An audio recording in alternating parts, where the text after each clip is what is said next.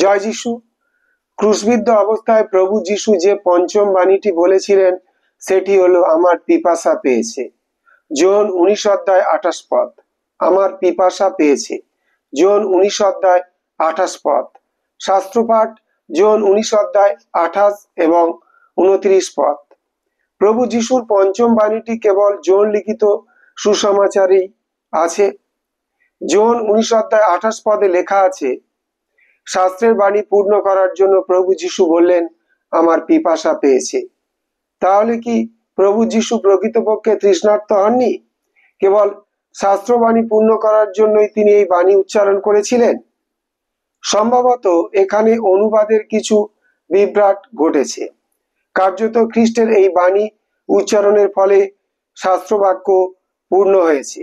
গীত সংহিতা 22:15 69:21 সাতটি বাণীর মধ্যে এই বাণীটির একটি বিশেষ গুরুত্ব আছে। এই কথার দ্বারা প্রভু যিশু মৃত্যুর পূর্বে আর একবার সুস্পষ্টভাবে প্রমাণ করলেন যে তিনি সম্পূর্ণ মানুষ ছিলেন, তিনি ঈশ্বরের পুত্র ছিলেন এবং তার ঐশ্বরিক ক্ষমতা ছিল। কিন্তু তা সত্ত্বেও তিনি নিজেকে সর্বদা মনুষ্যপুত্র বলে পরিচয় দিতেন। আর এই বাণীর মাধ্যমে তিনি আর একবার সুস্পষ্টভাবে প্রমাণ করলেন যে তিনি রক্ত মাংসের মানুষ ছিলেন। অনেক সময় এই বাণীর একটা আধ্যাত্মিক ব্যাখ্যা করা হয়ে থাকে। বলা হয় যে প্রভু যিশুর এই পিপাসা দৈহিক বা জাগতিক পিপাসা নয়, কিন্তু পাপীর হৃদয় লাভ করার জন্য এ তার আত্মিক পিপাসা। এই রকম জোর করে একটা আত্মিক ব্যাখ্যা করার কোনো প্রয়োজন আছে বলে মনে হয় না। সবকিছুর আত্মিক ব্যাখ্যা করা উচিত নয় এবং তা সম্ভবও নয়। এখানে প্রভু যিশুর পিপাসা সম্পূর্ণ দৈহিক। যে অর্থে কোনো রক্ত মাংসের মানুষ পিপাসিত হয় সেই অর্থেই তিনি পিপাসিত হয়েছেন। পার্থিব জীবনে প্রভু যিশু আমাদের মতোই ক্ষুধিত তৃষিত হতেন, আহার করতেন, নিদ্রা যেতেন। কাজ করে তিনি শ্রান্ত হতেন এবং বিশ্রাম করতেন। একটা মানুষের পক্ষে এগুলি খুবই স্বাভাবিক। কালভেরির ঘটনার পটভূমি আলোচনা করলে দেখা যাবে যে প্রভু যিশুর পিপাসা পাওয়া খুবই স্বাভাবিক ছিল। পূর্ব রাত্রিতে গেসিমনি বাগান থেকে প্রভু যিশুকে গ্রেপ্তার করার পর বিচারের জন্য তাকে বিভিন্ন স্থানে পাঠানো হয়েছে। পরে তার উপর অকথ্য অত্যাচার করা হয়েছে। তার মাথায় কাঁটার মুকুট পরিয়ে দেওয়া হয়েছে, তাকে চাবুক মারা হয়েছে, আরো নানাভাবে তার উপর চালানো হয়েছে উৎপীড়ন। তারপর অত্যন্ত ভারী একটা ক্রুশ কাঠ তার কাঁধে চাপিয়ে দেওয়া হয়েছে। ফলে তার শরীর থেকে ঘাম ও রক্ত মিলে প্রচুর জলীয় অংশ বেরিয়ে গেছে। এই দীর্ঘ সময়ের মধ্যে কোনো খাদ্য বা পানীয় তাকে দেওয়া হয়েছে বলে মনে হয় না। অন্তত শাস্ত্রে তার কোনো উল্লেখ নেই। ক্রুশে টাঙিয়ে দেবার পর তার শরীর থেকে অনর্গল রক্তক্ষরণ হয়েছে। এই রকম অবস্থায় একজন মানুষের পক্ষে তৃষ্ণার্ত হওয়াই স্বাভাবিক। প্রভু যিশু সম্পূর্ণ মানুষ ছিলেন, তাই তিনি পিপাসিত হয়েছেন। মানুষের মতো মৃত্যু যন্ত্রণা তিলে তিলে ভোগ করছেন, অকথ্য নির্যাতন সহ্য করছেন। আর আমরা যখন দেখি যে আমাদের পাপের প্রায়শ্চিত্ত সাধনের জন্য একজন নিষ্পাপ পবিত্র মানুষ নিদারুণ কষ্ট ভোগ করছে, তখন আমাদের মনে ব্যথা জাগে, আমরা অভিভূত হয়ে পড়ি, আমাদের মনে অনুতাপ আসে। তখনই মৃত্যুর মূল্য আমাদের কাছে স্পষ্ট হয়ে ওঠে। মানুষ মরণশীল, মৃত্যু আমাদের সবারই হবে। মৃত্যু এক মহাসত্য, কিন্তু মৃত্যুর কি কোনো মূল্য আছে? একজন চোর, ডাকাত বা খুনি যখন মরে তখন তার জন্য আমাদের খুব একটা কষ্ট হয় না, আর তার আত্মীয় স্বজনদের জন্য অবশ্য আমাদের কষ্ট হয়। কিন্তু একজন সৎ, শান্তিপ্রিয়, পরোপকারী ব্যক্তি যখন মরে তখন তার জন্য আমরা কষ্ট অনুভব করি। আবার যদি এমন হয় যে একটা ছোট ছেলে জলে ডুবে যাচ্ছে এবং একজন যুবক জলে ঝাঁপ দিয়ে তাকে বাঁচালো বটে, কিন্তু সে নিজে জলে ডুবে মারা গেল, সেখানে আমাদের কাছে এই মৃত্যুর অনেক দাম।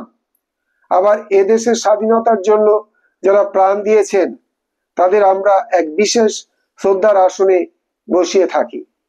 তাদের মৃত্যু আমার কাছে খুবই মূল্যবান।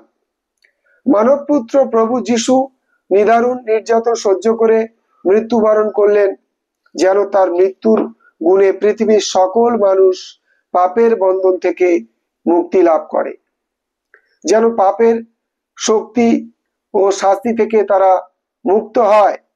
এই মৃত্যুর মূল্য পরিমাপ করে শেষ করা যায় না। বর্ণাতীত ও এ মৃত্যুর মাহাত্ম, বর্ণাতীত এ মৃত্যুর মাহাত্ম।